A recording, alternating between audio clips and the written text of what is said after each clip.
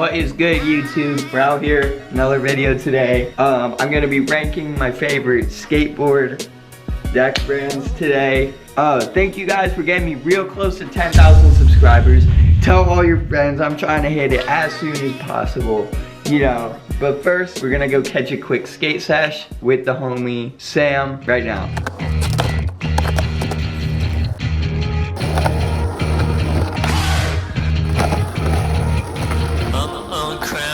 Up cigarette machine.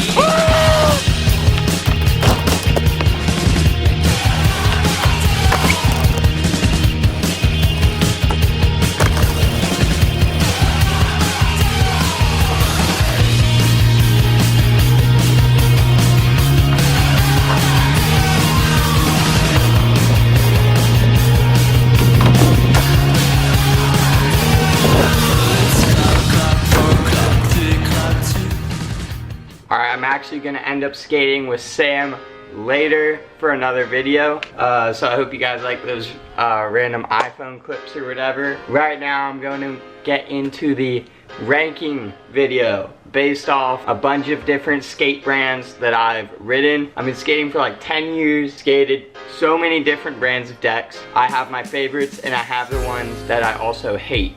So let's get right into it right now. All right, here's my first specimen, one of the oldest pieces, a girl deck. This is probably a 7-year-old broken board. So old it had grizzly grip tape on it back when that was cool. It's a Corey Kennedy Pro model. This deck, I remember when I rode it, had a lot of good memories on it. I think it's an 8-inch deck. I would never ride something that small nowadays, but back in the day, girl used to be my #1 because I really liked the team back at that time. It was like Sean Malto, Mike Moe, Corey Kennedy, Eric Costin. That team was stacked back in the day. Back then I wasn't super particular about shape, so it used to be my #1. I would have put it at the legendary status, but because the nose sort of tapers at a weird angle and the board's shape isn't that full, I would put it on my solid ranking because it's a solid deck. It's not Phi though. Yeah, girl, that's a solid board. Can't really go wrong with it. It's just the shape isn't as full as I would like it to be. Okay, now let's get on to Specimen 2, an 8.25-inch Santa Cruz board. This one's probably about 5 years old. I think it was my first 8.25. And this right here was the worst deck I've ever had in my life. This deck snapped on flat ground after skating it for 30 minutes. It was the shortest lasting board I've ever had. However, the shape wasn't bad and the pop wasn't bad. So if this was my only Santa Cruz experience, I would put them on just bad on my scale. However, I've skated one more after this, and that one was an excellent board. So based off my two comparison, I'm gonna have to put it at average on my scale because this one was so bad. If I only skate the other, I'd probably put it at solid, but it's a good brand. It's pretty reputable. I'm gonna put them at average. All right, now on to Specimen 3, a snapped reel deck. This one was also an 8.25. This one's probably about 2 years old. It was really good. It was back when I started doing, oh, never mind. It was probably like 1.5 years old because I didn't do this little gripping thing till like quite recently. This board lasted quite a while, I think. It lasted like 2 months. That's pretty good for me. My range is anywhere between like 1 and 3 months per deck. I never go wrong with reels. They're consistently some of the best boards that I ride. However, the average shapes get a bit too narrow at the nose for me, but there's two saving graces for real. It's their heavyweights edition, which this one was, which lasts for a really long time without chipping or snapping or anything. And I love that feature so much. And they're the best shape that they make, which I would put it legendary if it was only this shape, is the real heavyweights full, which goes a little bit wider up the nose, which makes my kickflips way like insanely good compared to on a normal board. So yeah, heavyweight full is legendary, but real as like just a company, I'm gonna put it a high solid. Nearly legendary, but not quite there yet. Also, the team right now is fire. They've probably got one of the best teams out right now.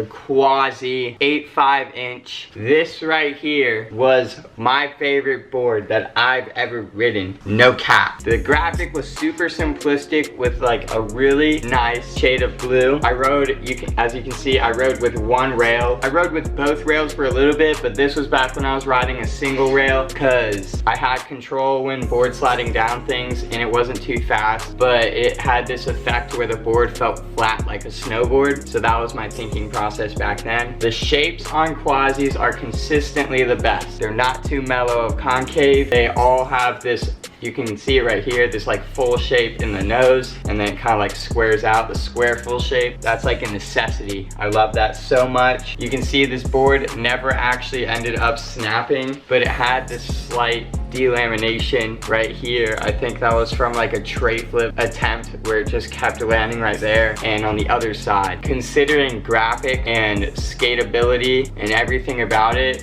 this is probably this right here is my #1 brand right now, is Quasi. So this is for sure a legendary. I've never ridden another board that I liked more than this one. Super good. That's also what I'm riding right now. That was an 8.5. I'm riding an 8.25 Quasi right now. All right, up next, the Welcome.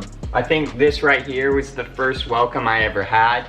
I liked it quite a bit, but the shape on most of them is a bit too extravagant. The nose being extraordinarily long on most of them.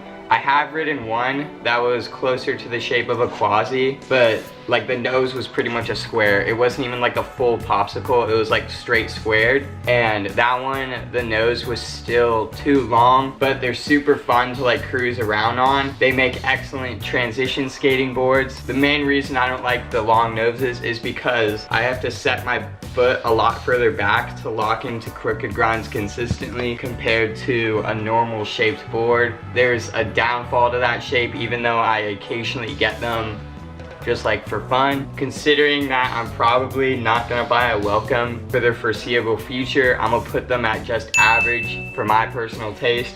However, I do really like the way that the decks look and the graphic. Now I'm gonna talk about a board that's been lost in the sauce somewhere. Back in the day when I did my Gucci skateboard giveaway, it was just a blank skateboard with Gucci striped electrical tape on it. So it's one of the only blank skateboards I had. I got it for $30. I don't think I got it from the right place because it's hard to find a good blank that's actually good wood. But yeah, that board lasted for 4 days. I got it for like 20 bucks, and when it chipped, the inside of it looked like cardboard. So I'm gonna put blanks at just bad unless you know where to find real distributor like wood, like real high quality blank boards, because even if they like advertise like Canadian maple, it can still be made like shit. Yeah, I'm gonna say most blanks are in the just bad category. Now I'm gonna be talking about two different specimens, Anti-Hero and Crooked, which are both pretty much a part of the Deluxe family, which also has reel in it. That effectively means that they're all pretty much the same wood with the same shapes, but different graphics, different teams. This one was an 8.5 Anti-Hero. I liked it quite a bit. It felt pretty much exactly like how an 8.5 reel would, except for some reason it was a little bit more mellow than how the reels were. And then I had two Crookeds in my life. This one is in awful shape. I pretty much can't even show you guys like what it was like. Yeah, I think this one was actually an 8-inch. This one's really old, pretty much like exactly the same shape as a normal reel was, considering steepness, concave, and nose and tail shape. Yeah, and then I also had one more Crooked that I rode at Woodward West in 2016. I like that board a lot. That was an 8.1 something.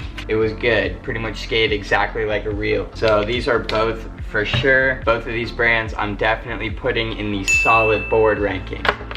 All right, another board. This one was real recent. GX 1000, 8.5 inch. Really excellent board. This one is only like 2 months old. It's effectively GX 1000 skates almost exactly the same as Quasi. And they also make like the sickest videos and have a great team. Great graphics. The only difference between this and Quasi is I would say most of them are a bit more mellow, which I'm not a huge fan of, but it depends on the wood. The steeper ones I like a lot.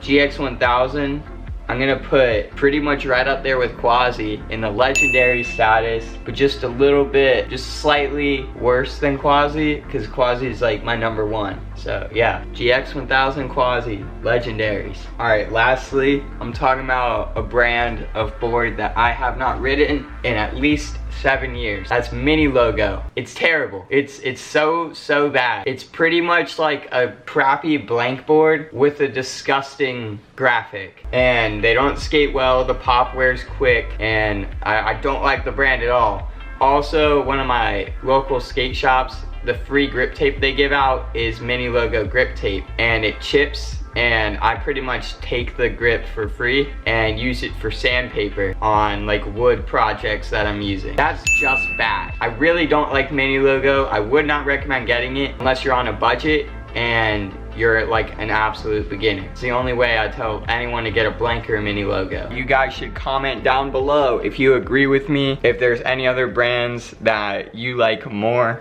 than the ones that I like. Anything along those lines. If you disagree with me, make sure you like, subscribe, and you know, do all those fun things.